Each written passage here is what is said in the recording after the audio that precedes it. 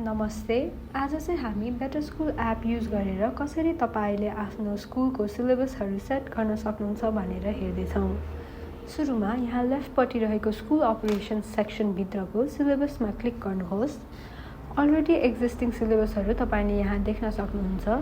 Class wise हेर्नु मन छ भने चाहिँ यहाँको फिल्टरहरू अप्लाई गरेर तपाईले डिफ्रेन्ट क्लासको सिलेबसहरू पनि हेर्न सक्नुहुन्छ।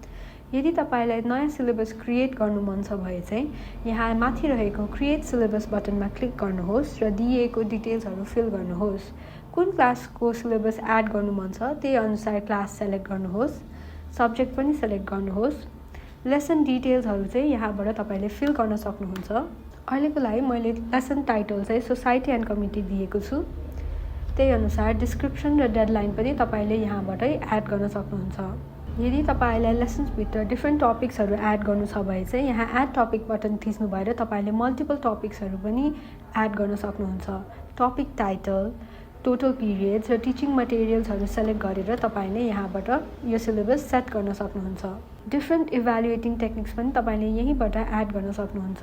तल रहेको यो क्रिएट बटन थिचिसक्नु भएपछि चाहिँ तपाईको सिलेबस एड हुन्छ र तपाईले यहाँ देख्न सक्नुहुन्छ। यही ड्यासबोर्डबाट तपाईले डिफ्रेन्ट एक्सन्स जस्तै कि भ्यू, एडिट वा डिलिट गर्न सक्नुहुन्छ। यहाँ गएर तपाईले भ्यू गर्नुभयो भने चाहिँ तपाईले डिफ्रेन्ट टपिक्सहरू पनि हेर्न सक्नुहुन्छ र यहीँबाट एडिट र डिलिट पनि गर्न सक्नुहुन्छ। यहाँ माथि रहेको सिलेबस रिसोर्सेसबाट चाहिँ तपाईले आफ्नो टिचिङ मटेरियल्स, टिचिङ मेथड्स र इभ्यालुएसन टेक्निक्स पनि एडिट वा डिलिट गर्न सक्नुहुन्छ।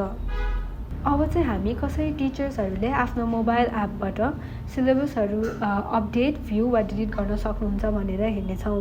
So as you can see हामी चाहिँ यहाँ बेटर स्कुलको मोबाइल एपमा as a teacher logged in भइसकेका छौँ। यहाँ रहेको क्लासेस सेक्सनभित्र तपाईले कुन क्लासको सिलेबस हेर्न खोज्नु हुँदैछ त्यो क्लासमा सेलेक्ट गर्नुहोस्।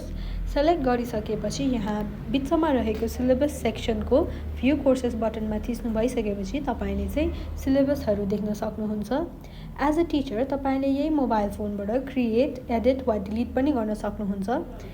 अपडेट लेसन स्टेटस भन्ने सेक्सनबाट तपाईले चाहिँ आफ्नो लेसन स्टार्ट भएको कि अनगोइङ छ कि कम्प्लिटेड भनेर पनि यहीँबाट अपडेट गर्न सक्नुहुन्छ। यसरी बेटर स्कुल युज गरेर तपाईले सजिलै आफ्नो सिलेबसहरू सेट गर्न सक्नुहुन्छ।